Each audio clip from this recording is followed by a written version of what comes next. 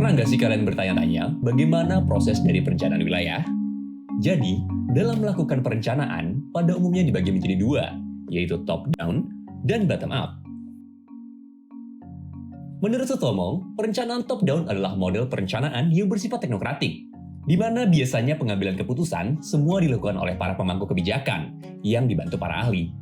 Sedangkan perencanaan bottom-up adalah perencanaan yang bersifat partisipatif, di mana masyarakat dilibatkan langsung dalam perencanaan, melalui beberapa pemangku kebijakan atau stakeholders, dan juga dibantu para ahli.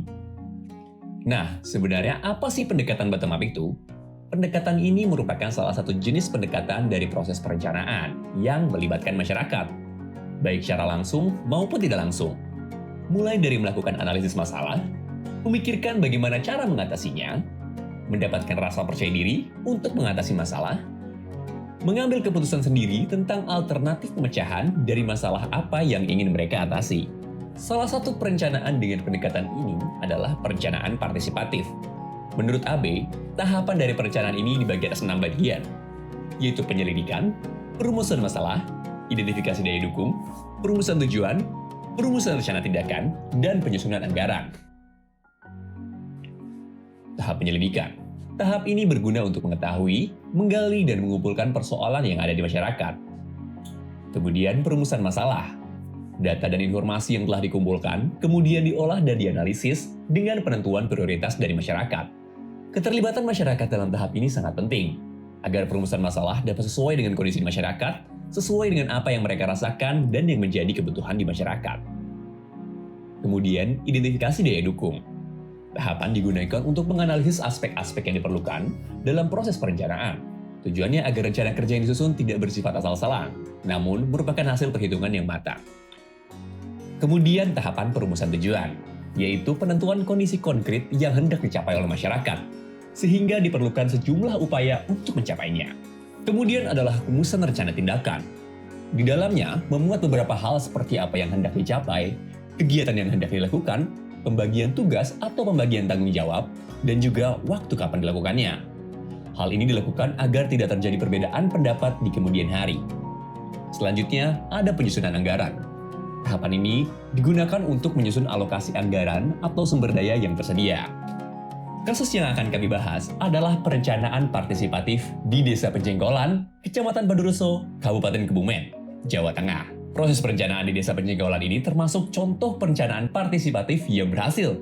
Hal ini dibuktikan dengan terpilihnya Desa Penjenggolan menjadi juara pertama tingkat nasional pada Lomba Perencanaan Pembangunan Desa Partisipatif pada tahun 2015. Dan beberapa stakeholders yang menjadi bagian utama dalam perencanaan ini antara lain.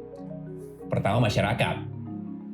Berperan sebagai pembuat keputusan, dengan tugas yaitu menyampaikan permasalahan, mengusulkan proyek atau program, memilih delegasi, dan menentukan prioritas pembangunan. Kemudian ada perencana sebagai pendamping yang memiliki tugas menjadi fasilitator dan menjamin seluruh stakeholder mendapat kesempatan untuk didengar suaranya. Kemudian ada tim Pokja sebagai penyusun dokumen rencana yang bertugas untuk mencatat semua usulan masyarakat, menyusun laporan, memimpin musyawarah, dan menyusun rancangan RPJMDes. Kemudian ada kepala desa sebagai pengkoordinir yang bertugas untuk mengawal usulan masyarakat, mengkoordinasi seluruh masyarakat, membentuk tim pokok kerja, mengevaluasi dokumen rancangan RPJMDes, menyetujui dan menyusun rancangan peraturan desa mengenai RPJMDes. Kemudian stakeholders dari pemerintah, yaitu Badan Pemusyawaratan Desa, sebagai pengesahan keputusan. Tugasnya untuk menyepakati rancangan peraturan desa tentang RPJMDes. Pada kasus ini, di tahapan penyelidikan, pemerintah desa melakukan sosialisasi dan pembentukan tim pokok kerja atau tim Pokja yang bertugas untuk menyusun perancangan pembangunan. Selain itu, mendata dan memilih rencana program dan kegiatan pembangunan dari kabupaten atau kota yang akan dimasukkan ke dalam desa. Kemudian, pada tahap perumusan masalah, penggalian informasi, potensi dan masalah yang ada oleh masyarakat dengan cara memberikan kesempatan pada masyarakat untuk menyampaikan berbagai usulan proyek. Tahap ini dilakukan dengan metode Metaplan. Kemudian pada tahap identifikasi daya dukung, masyarakat memilih delegasi untuk mengawal program yang telah diusulkan, agar usulan mereka dapat terrealisasikan. Kemudian pada tahap perumusan tujuan, dilakukan musyawarah perencanaan pembangunan desa atau Musrenbangdes. dengan isi kegiatan berupa proses penyusunan draft rancangan dokumen yang dipimpin oleh Badan Permusyawaratan Desa. Kemudian pada rumusan rencana tindakan, terdapat penyusunan rancangan RPJMDes berdasarkan hasil dari pembahasan penyusunan rencana pembangunan desa.